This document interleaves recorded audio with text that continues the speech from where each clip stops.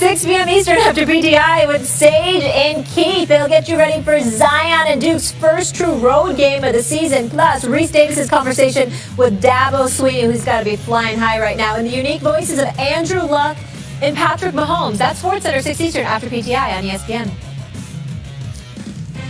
Our next NBA Wednesday is another star-studded doubleheader. Giannis and the Bucks are in Houston to take on James Harden and the Rockets at 8 p.m. Eastern, and the Pistons are at Staples to battle the Lake Show. John Gruden has final say on all personnel moves. This is according to new Raiders GM Mike Mayock. While speaking with ESPN Steve Levy, Mayock said he has zero problem with that, even though there may be a little yelling and fighting over what players they believe in. Ryan Clark back here with us. Good to see you. Max, What does this say about Gruden? It says more about Mark Davis, I think.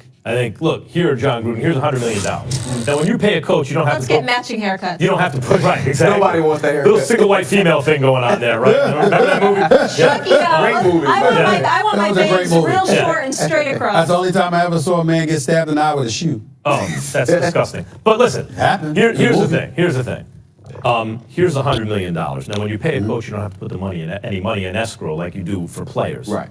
Notice all the expensive players are being moved. Khalil Mack, Amari Cooper.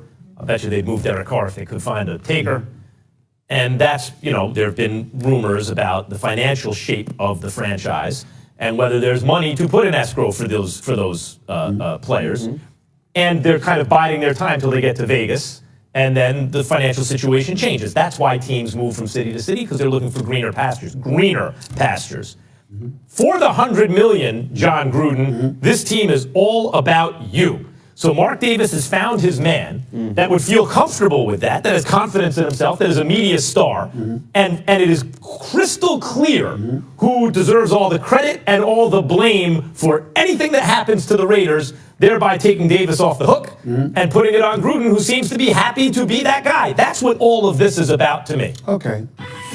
I don't disagree with any of your points. They're valid. I have something else on my mind. And I want to preface my comments by saying this is not comments for First Take. It's not responsible, ESPN, get my name whatever right. the case may be. Say it. So get my name right. Stephen A with a PH, not a V. Molly Carroll. Molly Carroll. Thank you. Let me say this. Let me say this in all seriousness. Max Kellerman, Ryan Clark, Molly, I'd like to consider leaving ESPN. Now, I work very, very hard. And I've decided that, you know what? I'd like to be the president of basketball operations for the Knicks. Steve Mills, could you just move upstairs and take over Masters? You're on the right page out for that. I would like Magic Johnson. Could you just go to the business side? Can I become just president? Don't draft Okafor. That's right. There we go. Can I become president of basketball operations for the Los Angeles Lakers? Because evidently credentials are not required. Excuse me, I'm in the media.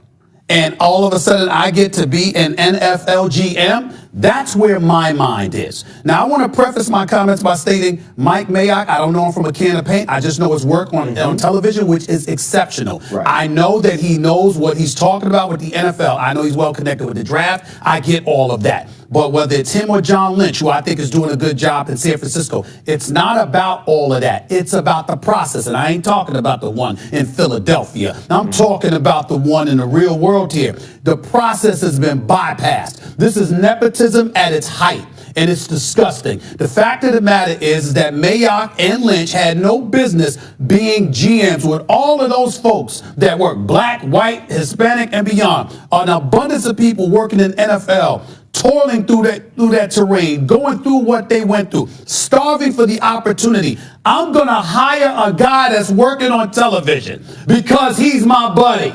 All right, and I'm going to put him in as the general manager of the Oakland Raiders, who have been nothing short of a moribund franchise for the better part of the last decade and a half. It rakes my nerves to the core. It is something that speaks to an opportunity that wouldn't be accorded to a lot of people and a lot of communities. And the fact that Mike Mayock is the general manager for the Oakland Raiders tells me all I need to know about how far we need to go forward. Because again, he has never worked in an NFL office. He was doing, Max, what I'm doing on television. I want to say one thing. I want to say college.